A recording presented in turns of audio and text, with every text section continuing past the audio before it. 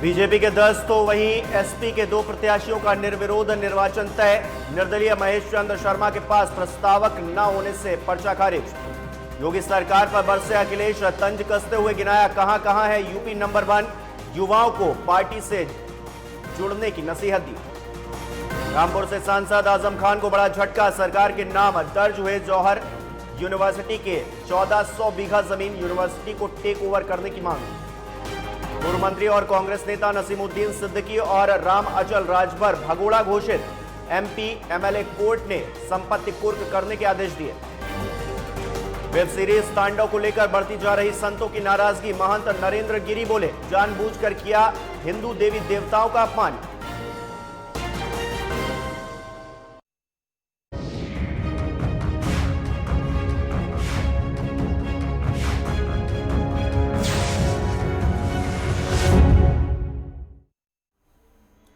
नमस्कार, UP live में आपका स्वागत है। मैं हूं आपके साथ हिमांशु मिश्रा। बुलेटिन की शुरुआत बड़ी खबर के साथ करेंगे। कासगंज में बेखौफ अपराधियों का कहर देखने को मिला है।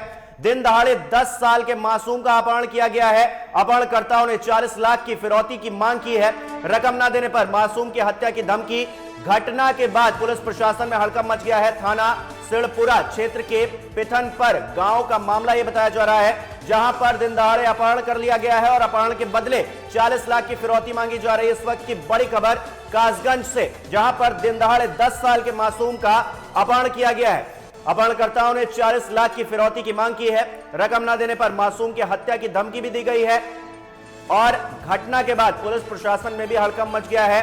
पुलिस लगातार इस पूरे मामले में जांच पड़ताल कर रही है। कासगंज में बेखौफ अपराधियों का, बदमाशों का कहर देखने को मिला है। सरेआम वहां पर अपहरण की वारदात को अंजाम दिया गया है। 40 लाख की फिरौती मांगी गई है। मासूम बच्चे का अपहरण किया गया है कासगंज में। इस वक्त की बड़ी खबर,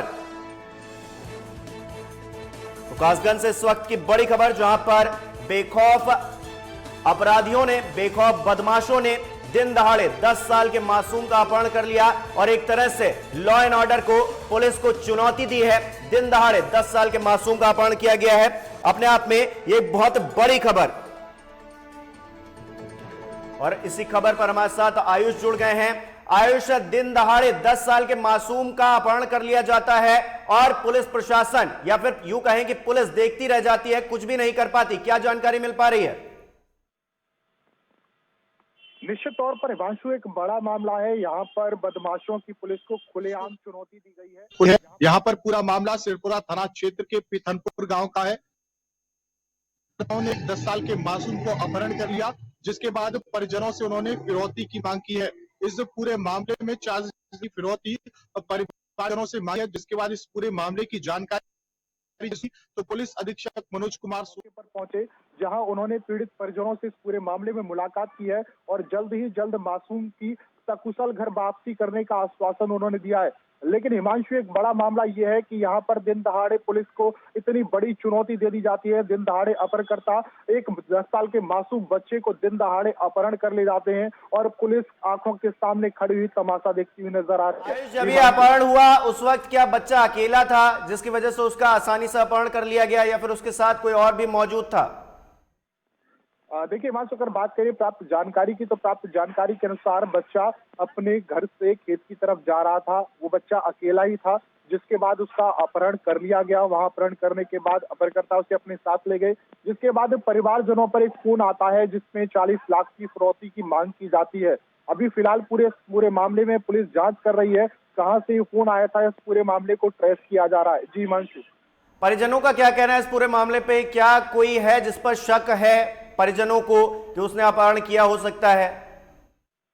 देखिए, बात करें हिमांशु अगर परिवारजनों के कहने की, तो परिवारजनों का इस पूरी घटनाक्रम के बाद रो रो कर बुरा हाल है। परिजन कुछ भी कहने से लगातार बच रहे। हालांकि जब इस मामले में उनसे बातचीत की गई तो उनका साफ तौर पर कहना है कि उनकी किसी तरह से कोई दुश्मनी, कोई रंजिश नहीं है। यह पता नहीं किस तरह से अपहरण हुआ, किस तरह से अपहरणकर्ता आए और उसको अपहरण करके ले गए। जी भाई, ठीक है, बहुत बहुत शुक्रिया तमाम जानकारी के लिए आयुष। तो कुल मिलाकर कासगंज से इस वक्त की बड़ी खबर, जहां पर एक मासूम की सरेआम अपहरण कर लिया जाता है और कोई कुछ भी नहीं कर पाता है, और ऐसे में अब फिरौती की रकम की भी मांग की गई है। और फिरौती के बदले उस बच्चे को छोड़ने की बात अपहरणकर्ताओं की तरफ से कही जा रही है। अगली खबर का रुख करेंगे। देश में तांडव वेब सीरीज के खिलाफ विरोध प्रदर्शन लगातार बढ़ता जा रहा है।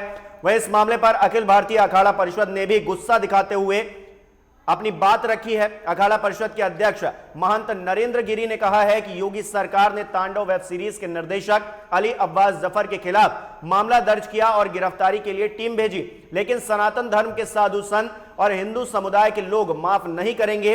वहीं उन्होंने यह भी कहा कि बॉलीवुड में एक विशेष धर्म के लोगों का साम्राज्य खड़ा हो गया है।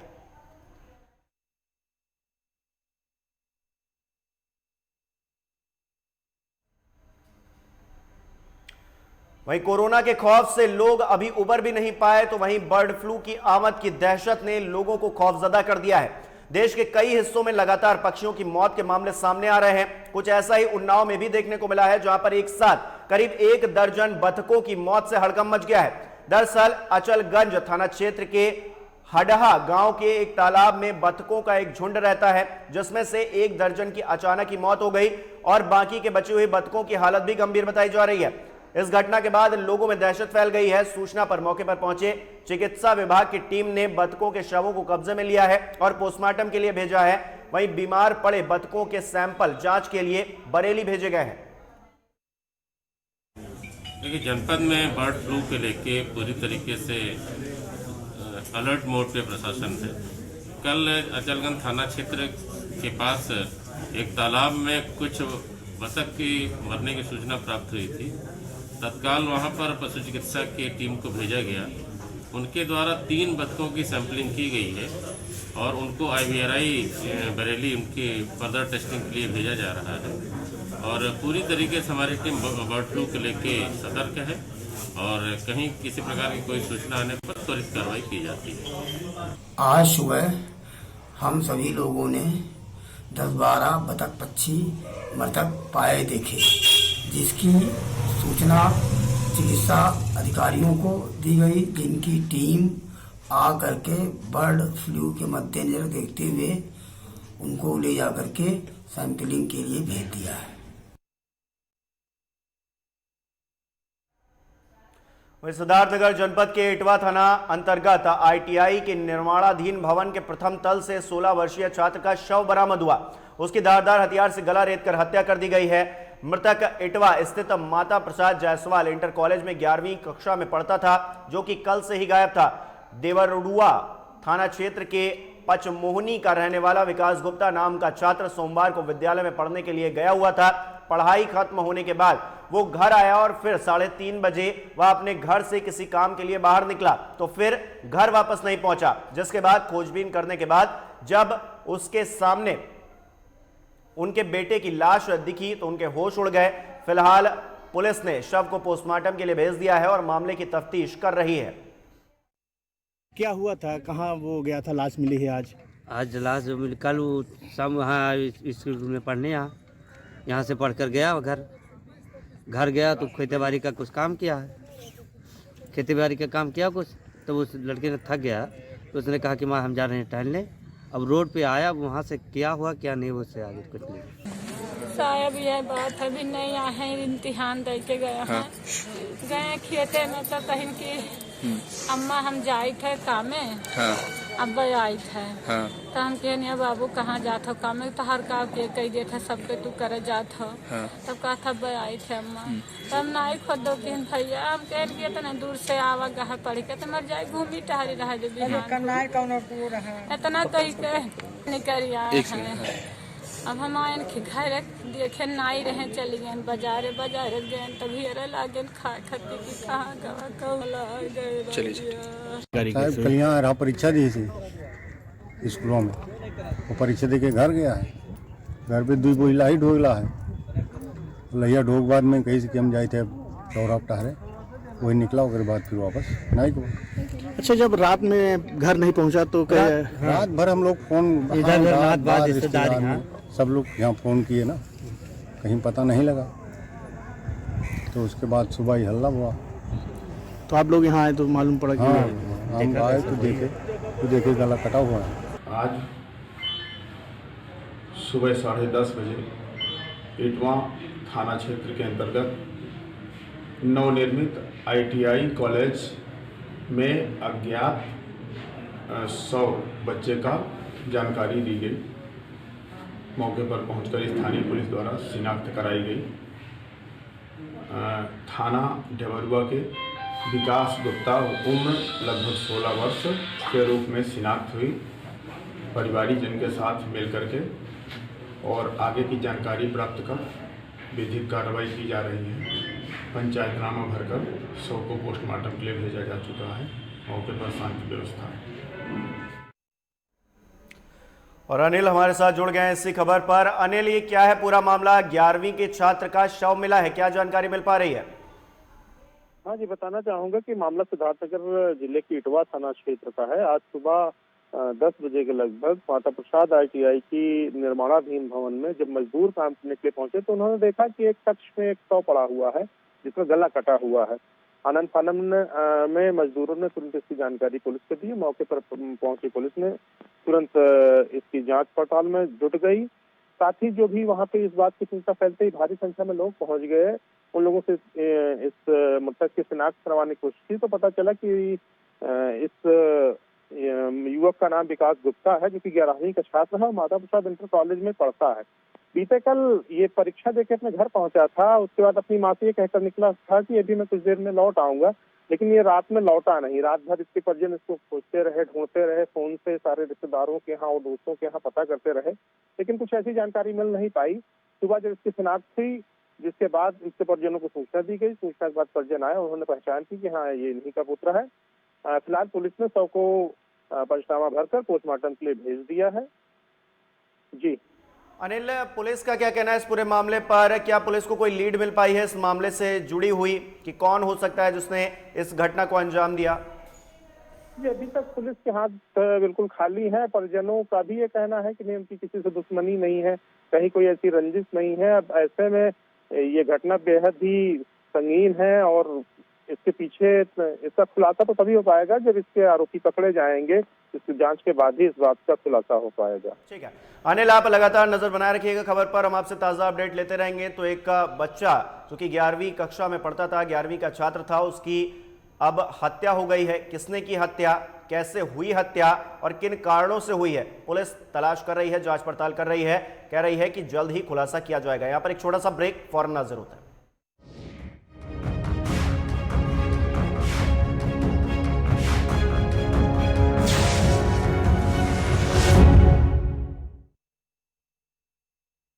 घुटना, कंधा या कमर, चाहे जैसा हो दर्द, डॉक्टर ऑर्थो आपको देता है दर्द से पूरी आजादी, एक भरपूर जिंदगी।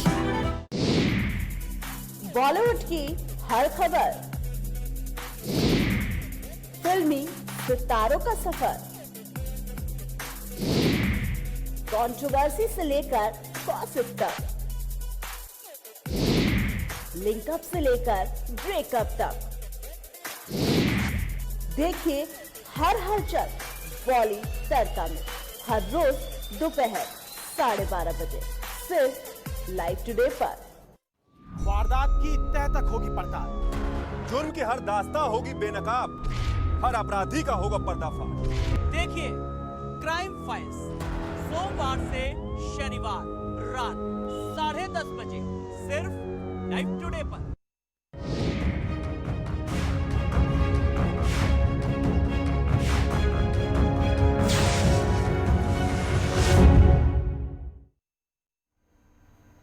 ब्रेक के बाद आपका एक बार फिर स्वागत है। हरदोई के संडीला कोतवाली क्षेत्र के ग्राम पडरी में 13 जनवरी की रात में भू विवाद में हुई मारपीट में घायल भाजपा के बूथ अध्यक्ष की लखनऊ ट्रामा सेंटर में मौत हो गई। मौत की जानकारी मिलने पर आरोपियों ने अपने घर और ट्रैक्टर में आग लगा दी और फरार हो गए। गांव में तैनात तनाव को देखते हुए पीएसी और पुलिस तैनात कर दी गई है। मृतक के भाई की तहरीर पर 5 लोगों के खिलाफ गैर इरादतन हत्या की रिपोर्ट दर्ज की गई है।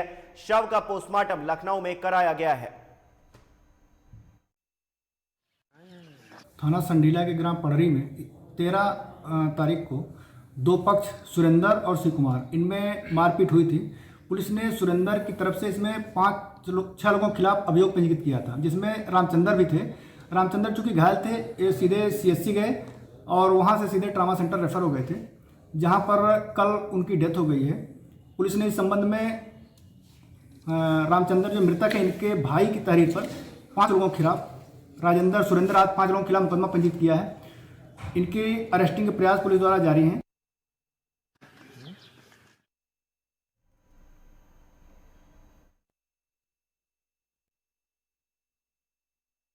भाजपा बूथ अध्यक्ष की मौत हो गई है। आरोपी अपने ट्रैक्टर में आग लगाकर फरार बताए जा रहे हैं। मारपीट में घायल बूथ अध्यक्ष भाजपा के जिनकी मौत हो गई है इलाज के दौरान, और आरोपी अपने ट्रैक्टर और छप्पर में आग लगाकर फिलहाल फरार बताए जा रहे हैं। पुलिस लगातार उनकी तलाश कर रही है जो भी इसमें आरोपी हैं। अगली खबर का रुख करेंगे। लखनऊ में independent app west end drivers association की पहली आम सभा का आयोजन किया गया, जिसकी अध्यक्षता एसोसिएशन के अध्यक्ष इमरान शेख द्वारा की गई। साथ ही संगठन के शीर्ष पदाधिकारियों ने कहा कि यदि मांगे नहीं पूरी होती तो हम सड़कों पर उतरकर प्रदेशव्यापी आंदोलन करने को विवश होंगे। साथ ही केंद्र सरकार द्वारा पारित आदेशों में 31 मार्च तक जो भी पेपर वैध किए गए थे उनका उत्तर प्रदेश पुलिस द्वारा अनदेखा करते हुए खासकर लखनऊ में चालान कर रही है, जिसकी वजह से चालकों को परेशानी हो रही है। बता दें कि ओला और उबर कंपनियां जो कि पूरे भारतवर्ष में सिर्फ मोबाइल ऐप के द्वारा ही टैक्सी का संचालन कर रही हैं, हर प्रदेश में हर शहर में पहले जिन ऑफिसों से चालकों की सुनवाई होती है, परेशानियां दूर की जाती थी, वह सभी शहरों में अपने ऑफिस बंद करके भाग चुके हैं, जिसकी वजह से चालकों को बहुत परेशानियां हो रही हैं। एक रिपोर्ट के द्वारा एसोसिएशन के महामंत्री ने बताया है कि ओला उबर पर भारत सरकार का जीएसटी टैक्स बकाया है। उबर पर 800 करोड़ रुपए और ओला पर 500 करोड़ रुपए के आसपास बकाया हो चुका है। चालकों के ऊपर 2 महीने का रोड टैक्स जो कि कोरोना काल की वजह से नहीं जमा हो पाया, उसके लिए सरकारें चालकों पर कार्रवाई कर रही हैं। यहां तक के चालकों की गाड़ियां भी जब्त की जा रही हैं, सीज की जा रही हैं। लोग पूरे उत्तर प्रदेश में चालकों के हित के लिए काम कर रहे हैं। समस्याओं को, जो कि समस्याओं में मेन है सोशल सिक्योरिटी हम लोगों की, जो चालकों के साथ में दिक्कतें परेशानियां आ रही हैं। मेन चीज़ ये है कि अभी कोरोना काल में हम लोगों को जो टैक्स लगाया गया, टैक्स बहुत सारा बाकी होने की वजह से सरकार द्वारा हम लोगों के चालान करे जा रहे हैं। जो गाइडलाइंस केंद्र सरकार के द्वारा निर्धारित की गई है कि 31 मार्च तक के सारे पेपर वैध माने जाएंगे आरटीओ के, लेकिन उसके बावजूद भी पुलिस प्रशासन और आरटीओ के द्वारा हमारे चालक बंधुओं की गाड़ियों को सीज किया जा रहा है, उनका चालान काटे जा रहे हैं। हमारे जो मुद्दे हैं, लखनऊ के अंदर ओला कंपनी की लीजिंग की गाड़ियाँ 600 से 800 चला करती थी। जो कंपनी ने लॉकडाउन से एक दिन पहले 21 मार्च को ये कहकर खड़ी करा ली थी कि 2 दिन के लिए गाड़ी खड़ी हो रही है और कोरोना के बाद में 2 दिन के लॉकडाउन के बाद में मिल जाएगी। लेकिन लॉकडाउन बढ़ता गया, वैसे वैसे परेशानियां भी बढ़ती गई। लॉकडाउन पूरे तरीके से ख़त्म हो चुका है और कंपनी ने अभी तक ओला लीजिंग चालकों को कोई भी गाड़ी नहीं दी है। वहीं अमेठी में चोरों के हौसले बुलंद नजर आ रहे हैं। बदमाश आए दिन चोरी की वारदातों को अंजाम दे रहे हैं। संग्रामपुर थाना क्षेत्र के टीकर माफी चौकी से कुछ कदम की दूरी पर पौराणिक स्थल स्वामी परमहंस आश्रम टीकर माफी से चोर गौशाला से गाय चुरा कर ले गए।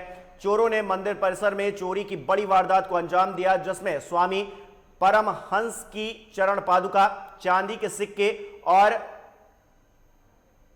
70,000 नगद समेत तमाम सामान पर हाथ साफ कर दिया। वहीं मौके पर पहुंची पुलिस ने पहुंचकर जांच पड़ताल शुरू कर दी है। 1 बजे की बात, रात में ताला टूटा और समाधि में चरण पादुका, गगरा आदि सामान की चोरी हुई। और 2-3 दिन, आज 1 हफ्ते के पहले से भी चोरी हो रही है लगातार आश्रम पर। एप्लीकेशन देने के बाद पुलिस विभाग की कमियां हैं या दुर्भाग्य है, किस प्रकार से इन्होंने इस बात पर एक्शन नहीं लिया। ना आज तक कोई पुलिस आई यहाँ पर पूछने की हाँ गाय मिली कि नहीं मिली, क्या हुआ क्या नहीं हुआ। एप्लीकेशन देने के बाद रिसीविंग नहीं दी गई। साहब से पूछा गया रिसीविंग दे दीजिए, उन्होंने कहा कि रिसीविंग पुलिस विभाग नहीं देती है। महाराज जी ने से कहा कि मैं आपके साथ हूँ, कोई दिक्कत होगी। उसके बाद मुश्किल से 2-3 दिन बाद ये घटना घटी। बजे की बेट हुई थी, ताला उसको वो जंजीर काट दिए थे, काट के तब लूटे थे। तो कितने तक का सामान गया यहाँ से? सामान तो कई कपड़े गए हैं, चदरा, साल, अर्धथोक का घेक और चांदी के सिक्के थे, जिससे 20-25 और करीब 30,000 रुपया थी। तो क्या किसी पर शक है आपको? देखिए 18/19 की रात को टीकर माफी में परमहंस आश्रम जी की समाधि के पास से उनकी खड़ाऊ, कुछ चांदी का सामान और कुछ नगद चोरी, कुछ अज्ञात चोरों द्वारा चोरी कर लिया गया है। इस संबंध में स्वामी जी के द्वारा एक मुकदमा पंजीकृत थाना संग्रामपुर में कराया गया है। मुकदमा पंजीकृत होने के बाद सभी उच्च अधिकारियों द्वारा मौके का मुआयना कर लिया गया है। वहाँ पे फील्ड यूनिट को बुला करके और एसओजी सर्वेलेंस की मदद से शीघ्र घटना का अनावरण किया जाएगा। स्वच्छता सर्वेक्षण में शहर को अव्वल लाने के लिए नगर निगम में एंटी गार्बेज यूनिट का गठन किया गया है। ये यूनिट शहर में सफाई और डोर टू डोर कूड़ा कलेक्शन के प्रति लोगों को जागरूक करेगी। वहीं गंदगी फैलाने वालों से जुर्माना भी वसूला जाएगा। इस दौरान अपर नगर आयुक्त अमित कुमार ने बताया है कि नगर निगम के निर्देश पर हर जोन के लिए एक एंटी गार्बेज यूनिट गठित की गई है। प्रत्येक जोन में ये यूनिट स्वच्छ भारत मिशन के अंतर्गत लोगों को स्वच्छता के प्रति जागरूक करेगी, ताकि शहर को स्वच्छ रखने के लिए स्वच्छता के साथ साथ स्वच्छ सर्वेक्षण 2021 में भी अच्छी रैंकिंग हासिल की जा सके। यूनिट ऐसे लोगों को जागरूक करेगी जो कि गंदगी फैलाते हैं। इसके बाद भी गंदगी फैलाते अगर कोई मिलता है तो उसका चालान काटा जाएगा, जुर्माना वसूला जाएगा।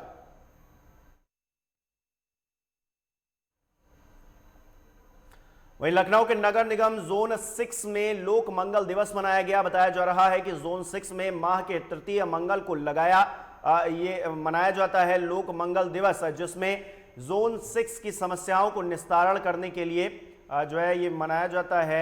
इस मंगल दिवस में महापौर संयुक्ता भाटिया और नगर आयुक्त अजय द्विवेदी ने निगम जोन 6 में जरूरतमंदों को कंबल भी वितरित किए हैं और मौके पर जोनल अधिकारी अंबी बिस्ट व क्षेत्र के समस्त पार्षद भी मौजूद रहे हैं।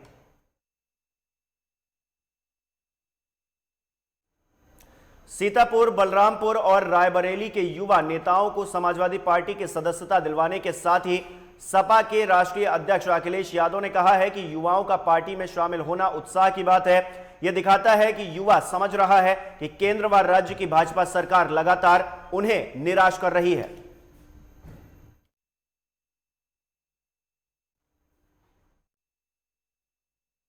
उस बहस में भारतीय जनता पार्टी चाहती है कि पूरा समाज, देश इसी तरह की बहस में उलझा रहे। आज 1 साल से आप ऑनलाइन पढ़ाई करा रहे थे, क्लासेस बंद थी। क्या इंफ्रास्ट्रक्चर आपने क्रिएट किया? क्या इंफ्रास्ट्रक्चर क्रिएट किया आपने? वो भी तो ये बात है। और फिर जहां तक सवाल उन प्लेटफॉर्म्स का है जो समय के साथ आए हैं। मुझे लगता है कानून बाद में आया, वो प्लेटफॉर्म पहले से आ गए। उनमें बहुत सी चीजें उसमें पहले आ गईं। और लॉकडाउन के दौरान जिन लोगों ने उस प्लेटफॉर्म को इस्तेमाल किया, मौका मिला, देखा, उसकी पॉपुलैरिटी बढ़ी है। लॉकडाउन के तहत बिजनेस बढ़ा है। हम तो ये कहना चाहते हैं कि भाई आप तो स्वदेशी आंदोलन की बात करते थे, सवाल बड़ा है। अगर आप उठा सके तो उठाइए, अगर आप उठा सके तो उठाएं। ये सवाल बड़ा है कि आपने स्वदेशी का नारा दिया और सब विदेशी प्लेटफॉर्म्स को अरबों खरबों रुपए आपने लूटने दे दिया। आप बताओ, आपके देश का प्लेटफॉर्म कब होगा ऐसा जो अमेज़न को टक्कर दे दे? कब आप आत्मनिर्भर होंगे कि आप इतने बड़े प्लेटफॉर्म पे आपका कुछ टक्कर दे सके? तांडव क्या है? एक छोटी सी सीरीज है, उस पे पूरी सरकार तांडव मचा रही है। मैं इन भारतीय जनता पार्टी को कैसे समझाऊं? इनके खेती नहीं है, ये खेती नहीं जानते। इन भारतीय जनता पार्टी के लोगों को समझाना मुश्किल है, क्योंकि वे खेती से संबंध नहीं है उनका। खेती के बाद जो मुनाफा है उससे संबंध रखना चाहते हैं। ये बाजार से संबंध रखते हैं, बाजार को कंट्रोल करना चाहते हैं। ये भारतीय जनता पार्टी की साजिश और रणनीति है। समाजवादी पार्टी के सभी लोग किसान हैं और किसान के होने के नाते वो उस आंदोलन में समर्थन कर रहे हैं। हम सब पे खेत हैं। हमने सबने देखा, हमारा धान लूट लिया गया। अभी खेतों में सरसों खड़ी है। बताइए आप एमएसपी क्या है आपकी? आप तो वो हमें एडिबल ऑयल खिलाना चाहते हैं जिससे स्वास्थ्य की कोई गारंटी नहीं कि बेहतर होगी। क्या आप एडिबल ऑयल की मार्केट को कंट्रोल नहीं कराना चाहते 2 या 3 लोगों के अंदर? आप अपने मस्टर्ड ऑयल का कहां फेंक दिया आपने? तो किसके पास है एडिबल ऑयल का कंट्रोल? आप सोचो जरा, बाजार देखिए। तो भारतीय जनता पार्टी के लोग ये खेत वाली पार्टी नहीं है, ये झूठ फैलाने वाली पार्टी है। कितना सच बोला, कितने ईमानदार लोग हैं। देखिए, कहते कि हम वोट खरीद फरोख्त नहीं करना है। तो राज्यसभा कैसे जीता था आपने? कितना पैसा, कितना लोभ दिया था आपने लोगों को? घरों में जाकर के 12 बजे 1 बजे बैठे थे जाकर के। पूरा देश जानता है ये बात। तो अखिलेश यादव भारतीय जनता पार्टी को निशाने पर ले रहे हैं, 2022 की तैयारी में लगे हुए हैं और युवा अगर उनकी पार्टी को ज्वाइन कर रहे हैं तो उस पर वो खुशी भी जाहिर कर रहे हैं। फिलहाल के लिए इस बुलेटिन में इतना ही। नमस्कार।